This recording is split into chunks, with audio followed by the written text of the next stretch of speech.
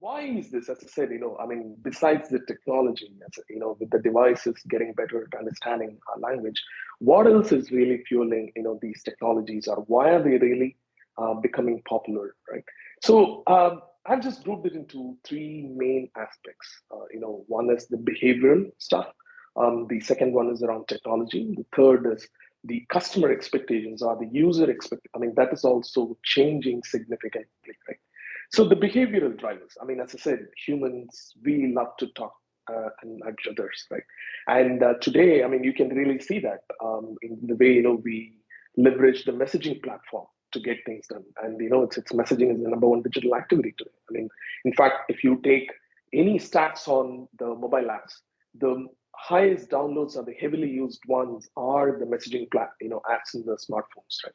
So, which means, I mean,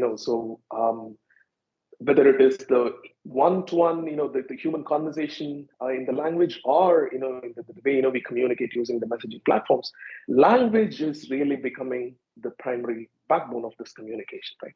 So similarly, I think as I said, because of the ability where we are seeing, say, a device like Alexa could understand what I'm speaking and do something, whether it is turning on the lights or playing music and all that, the same way, I think, we would be, I mean, just because, humans, we love to talk, I think, we would be a lot more, comfortable chatting with somebody to get things done, right, in a virtual medium.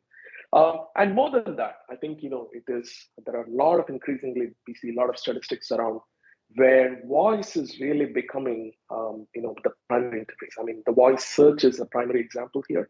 I mean, there are a lot of statistics which says where even the way whether we use Bing search or Google, the way people do it rather than typing, doing it through a voice medium is increasing significantly, right? And other than that, I mean, it is not just limited to English, whether it is Spanish, French, or any of the local languages, regional languages, even those, the voice, I mean, the language and technologies are also getting much, much better, right? The second one is primarily around the technology drivers.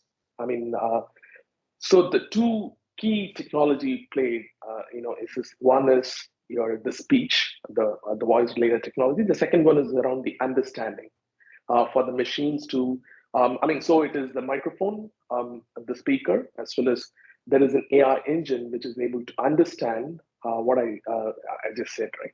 So that technology, I mean, which used to be limited to some the geeky companies like whether it was Facebook, Amazon, Google, or Microsoft. No, that is highly commoditized, and then and available at a very very low, affordable unit cost. So that is one of the primary reason in terms of one is the affordability, and the second one is in terms of the accuracy. I mean, there is always whenever we pitch something like this, the first question custom. I mean, oh, yeah, I've heard it, but I mean, there is always how good is this? How accurate is this? Right? I think that's a very, very common question. We always ask. But definitely, I mean, I have some stats. In terms of say whether it is Microsoft, the language understanding or the speech transcription, the error rates or the accuracy rates are very, very close to human comprehension levels. And, right. So we have seen that. I'll also talk about it in some of the examples. We have seen some very good results, even in playing spaces like the engineering or healthcare. I mean, the healthcare, it gets even more challenging because it's not just about simple English. It is also about the complex medical vocabulary. When I say influenza, doxycycline, or acetaminophen, all these complex medical terms also, I mean, you can get very good accuracy in the devices listening to this as well as, understanding these terminologies. And the other thing is the new, what I call is the omni-channel ecosystem. T- Till today, or rather, I mean, I'm not. So the mobile phones and websites or web application used to be the primary interfaces for any of the customer applications, whether you had a website or a web application or an app on a smartphone. Now, with the messaging devices, every messaging platform is now really becoming an interface, whether it is the text messages, Alexa, Google Home, or Microsoft Teams for that matter. Microsoft Teams in many companies is really converging many of the the work around it. I mean, you have an option to take the work where the collaboration really happens. So whether it is Slack, WhatsApp, Twilio, again, where the telephony itself is really becoming a highly conversation. So all these mediums are now becoming channels. I mean, when we had only two options with the internet or the website and the smartphone, the mobile app. Now you have so many other ways in which you can provide take your services to your customers, right? And the third one is around your customer expectations. This is primarily to do with the millennials and the Gen Zs, who are really becoming the consumers, right? So what we really call is, today, our life pretty much revolves around the mobile phone. I mean, while I'm chatting with somebody, I just would like to, hey, get to know the score, or I check the weather, I buy a pizza, I get a book. All these are like, very, very short, we call as a microtransactions. We just keep switching between these tasks, so fast.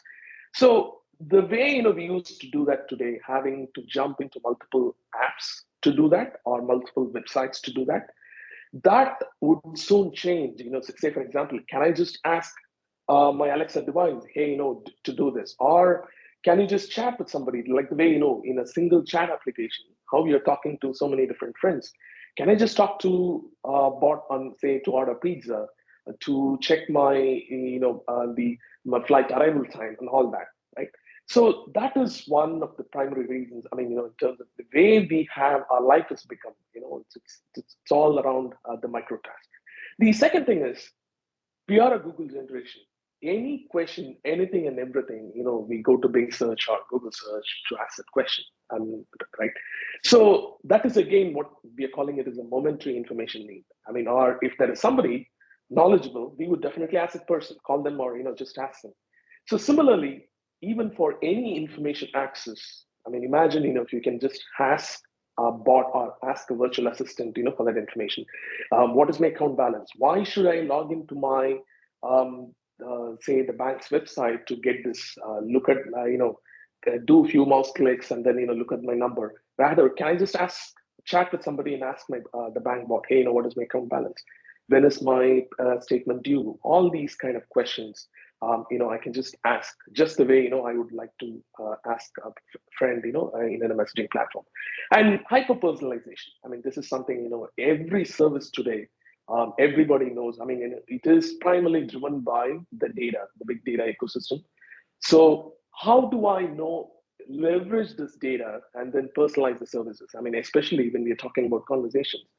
When we talk to a friend, I mean, the second time we have a conversation, we have a deep context in terms of, hey, what we spoke the previous time, what they already know, what they may not know, and all that. So definitely that kind of experience, we are able to bring it here, in conversation with the data ecosystem here, right?